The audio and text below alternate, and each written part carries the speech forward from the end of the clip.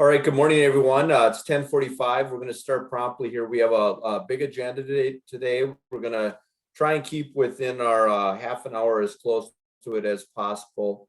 But again, a lot of information to share today, especially after the work of our board yesterday. Just a continued thank you for the work that you do. And I spoke to a couple ADs this morning. They use the term exhaustion, right? Not only for yourself and your assistant, but also for your coaches as their administrative duties have ever so expanded this year. So thank you again for the efforts that you continue to make to allow our student athletes and our participants to be able to do just that. If we can go on to the agenda, we're going to recap here to today what really highlights around what took place yesterday at our board meeting. Also, the topics again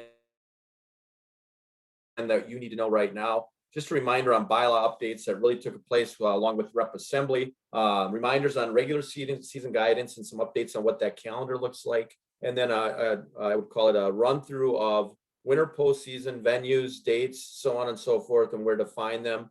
And then quick takes at the ends, the odds and ends that we hear on a daily basis of questions that you have. So at this time, I'm going to turn it over to Eric to talk a little bit about one of the topics at our board meeting yesterday. Eric. Thanks, Bob, and good morning, everyone. Thanks so much for taking your time to join us and to become more informed. One item that was on the agenda, and we're going to, as Bob said, we're going to try to be brief, but also complete in the information we provide. A constitutional amendment was brought forward through the executive committee, and this was related to superintendent representation to the board of directors. Short history is that superintendents have been seeking this opportunity for at least 5 years, and work has been being done. A constitutional vote was taken 5 years ago that did not meet quorum. Since that time, additional work has been done with MASA. And so yesterday, the board did approve the proposed resolution for a change to the Constitution in regard to board representation. This would add 2 seats to our board. So our board would go from 20 to 22 with the automatic appointment of 2 individuals from MASA, one being a Class A representative and one being a Class AA representative. This does result in a call of a school vote. Each school has 1 vote, and in clarification, if you are in a district that has more than 1 member school, you might have multiple high schools. Each one of those high schools would have a vote as well. Every school district should have identified who the school representatives are. It takes at least one of those school representatives to sign off on the vote. Both of them could be listed on each vote as well. But again, it's 1 vote per school. And the timing of that vote is February 22nd through March 5th. And information will be going out to schools, including you, as well as district offices, beginning already early next week about that to prepare folks for the vote. And so that would have to move forward with at least 75% of schools voting, and then a 2/3 majority of the schools that vote in order to pass that constitutional amendment. So it's a brief overview of what took place there. It is a significant action, and we'll continue walking that through step by step and keep you informed along the way. Great, Eric, thank you. And you'll see these dates again in updates that come out to you from our office as well. At this time, I'm going to turn it over to Jody to update us again on return to sport and what we've learned since the last time we looked at this. Jody?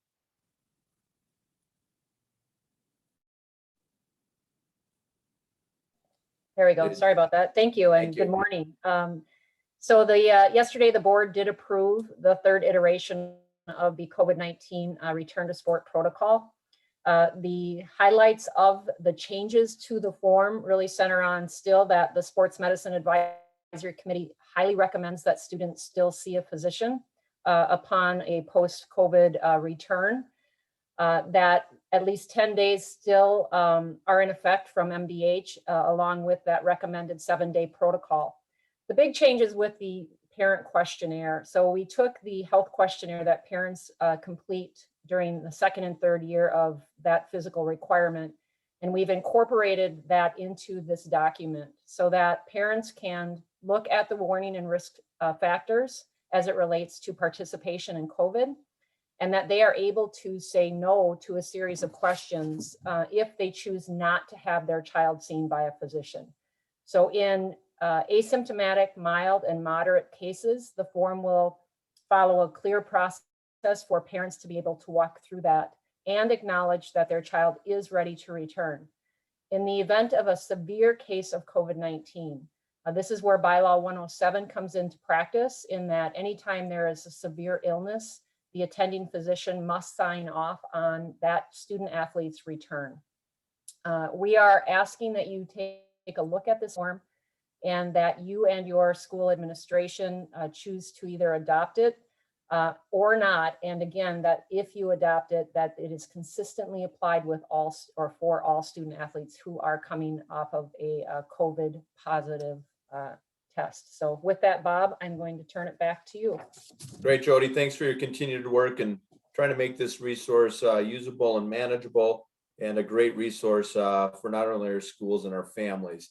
Back to you, Eric, here. Let's talk about bylaw updates and what took place at Rep Assembly and what that means for the bylaws impacted here as soon as this year. Thanks again, Bob. And we probably have to walk backwards just a little bit to remind folks that the Rep Assembly meeting that was held in November was originally scheduled for May. And so through a number of postponements, just as many things in COVID have been, that was finally able to be done online. So what would typically have been approved in May would go into effect for the current school year, the 2021 school year. So we did not change that application because the Rep Assembly meeting itself was delayed. Following that meeting, those changes go into effect immediately for this current school year. And so those have now been updated on the website. Specifically, 2 bylaws were updated, and those were the semesters enrolled, which is the Bylaw 110. And the key piece within that is that the timing of the request for additional semesters has been adjusted. It typically has been only allowed in the last semester of participation. It now gives opportunity for the application for additional semesters to take place shortly after the significant disruption to the educational process takes place. So for instance, if an individual were unable to attend school in any fashion for an entire semester or longer, that might be a case which would merit a review for that. And so that could take place. Again, that's been updated on the online handbook. That is your best place to go to for information. The 403 cooperative sponsorship piece, again, you may recall that there was a ad hoc task force that came together for about 12 months and looked at all aspects of cooperative sponsorship and really cleaned that up. It did not change the enrollment counts for cooperative sponsorship, but one key piece, especially as we step into competitive section placement, is that the location of a co-op geographically is determined by its largest school. And so that's a key piece as we think forward into competitive section placement, which is just around the corner here at the league office. So those 2 aspects are in force as of this school year. And we will be heading toward another Rep Assembly meeting in May. This time we will be prepared, whether in person or virtually, to be able to host that meeting. And again, there's items in front of your regions right now for them to respond back to the league on. So those, I think, are the key aspects of that, Bob, and I'll turn it back to you. Great. Getting into what conceptually there was action taken yesterday, and really what we're going to call our approved winter season. So with great patience on your end, here's where we're at, and here's what the remainder of our winter season will look like. Really, where you're going to see the changes are around the gold areas, much of the blue and the state. Again, as much as what you've already known, there's still detail that will come, and it will come in the following slides as well. And it's also located on the web page around each tournament. A couple things to remember. All right, we continue to be in 2 contests per week, right? As we get students back in our schools, we know that's occurring. Some places that is already the case. Over the next month or so, students will be coming back into our buildings, right? Control that environment, minimize exposure to the best of our ability. Our COVID numbers in the state of Minnesota continue to fall. We need our participant numbers to continue to fall as well as exposure takes place. We know that that teams are quarantined and such, and it's more difficult to play. We look at what's happening in the NHL right now. As many controls and as much testing as they have, They're struggling with the spread and the transmission of the virus. We need to get to the end of this season in good shape with as many teams possible and participating again as possible. So 2 contests per week goes into play until you see that goldenrod area is what I'm going to call, where Laura's highlighted again in our approved winter season. So for each of those sports, you will see where you can begin 3 contests per week, right? We're getting closer to the end of those seasons. When we get to those 3 contests, again, anything we can do to minimize exposure during that period of time and really controlling that environment is going to be essential to get us to the end of those winter seasons. You're going to notice a gap in Alpine, right? So due to the number of skiers and the venues themselves, they're probably going to need a little more time than what's noted there within that section period of time. You're going to notice that gap with 3 contests. Laura, do I have that correct?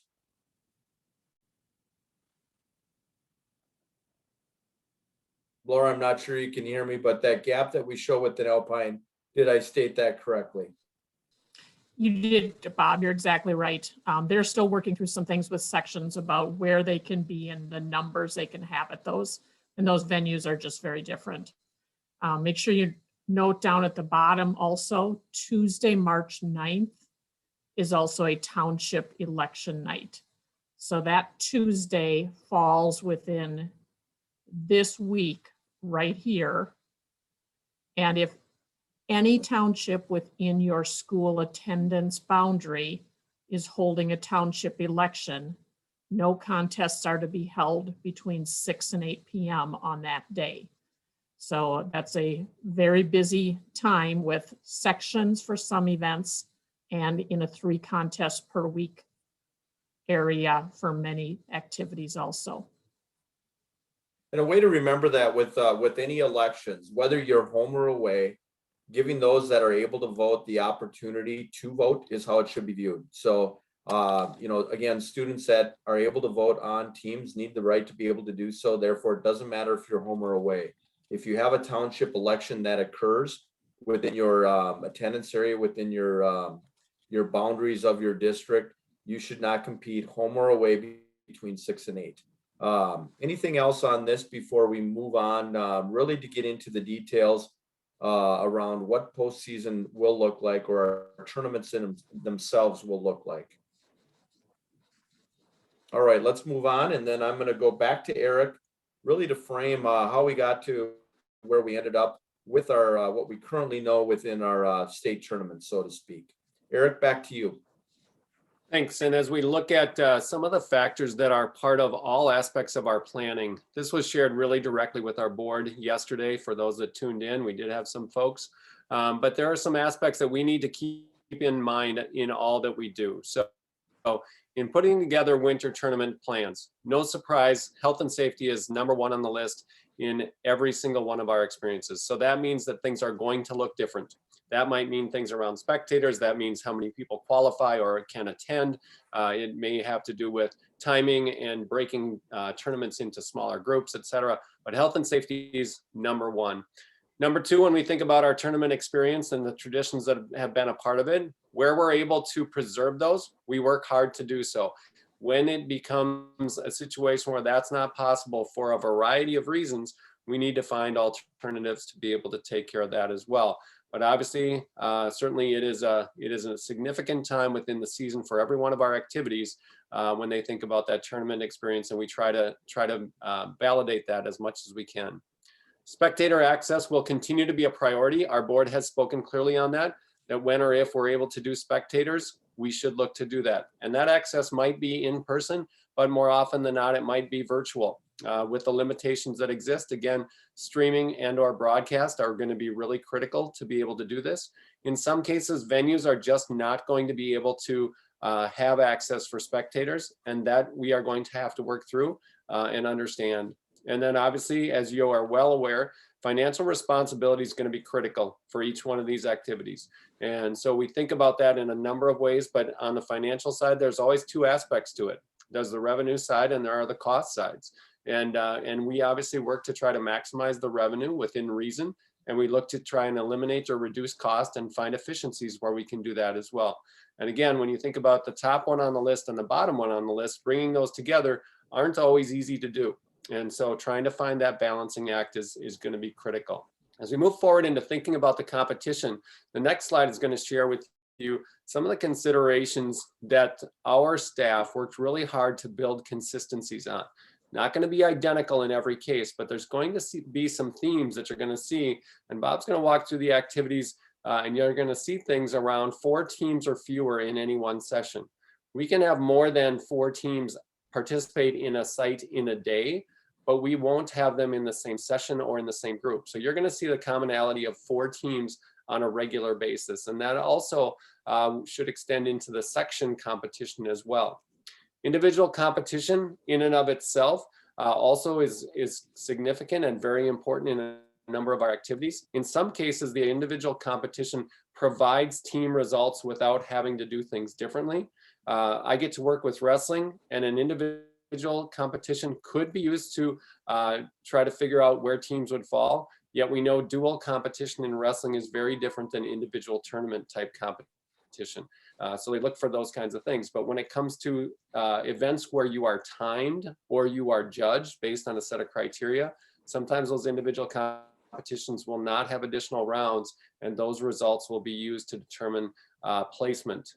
In the regional competition, that aspect has to do with when we're only thinking about 4 teams at any one site at a time, we may have to do more regionally before we bring folks to a final venue or to a final competition. And so you're going to see some of that as well. Now that could mean also that there's extra rounds or something different that's done to be able to continue to provide opportunities for our students and our teams to move forward. But as we look into the last item there, the championship brackets only, really the thought there is that advancing competition is the focal point. So when or if you've been eliminated, it is unlikely that you're going to compete more within the tournament. That really applies in the team side around 3rd place or consolation.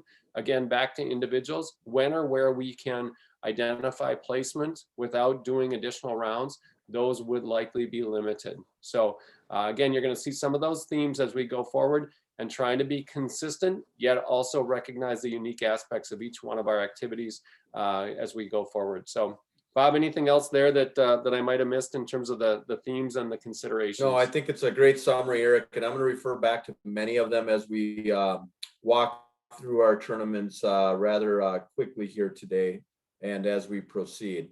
In doing so, just know that our staff has worked very hard and our support staff has created a page that will be on your dashboard where all the details will be noted from, again, our quick walkthrough of what each tournament will look like. So there's a summary there that's located on your dashboard with the details of what we're going to do in our winter tournaments. And we're going to start with dance. And again, when you see tentative, that is, again, tentative, but we're very close in many of those cases.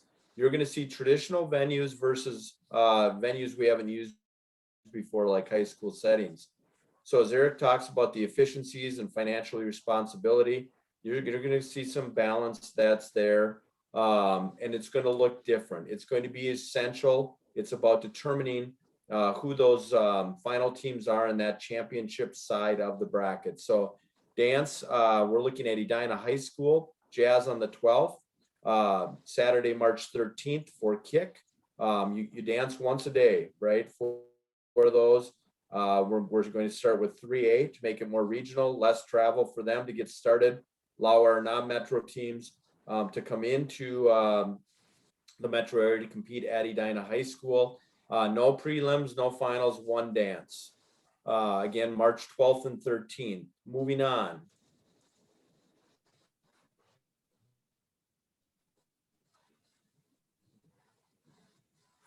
Alpine Ski, we're looking at Wednesday, March 10th, traditional venue. Giants Ridge is willing to work with us. You'll see that there are 88 skiers per gender, again, on Wednesday, March 10th for Alpine Skiing. Sticking with skiing, I believe, we're on to Nordic. All right, so we're looking at 2 days later, again at Giants Ridge, a traditional site of Friday, March 12th. 1 day for 2 sessions for Nordic skiing. Again, note the number of skiers there as we work through Nordic ski. Heading into our next tournament.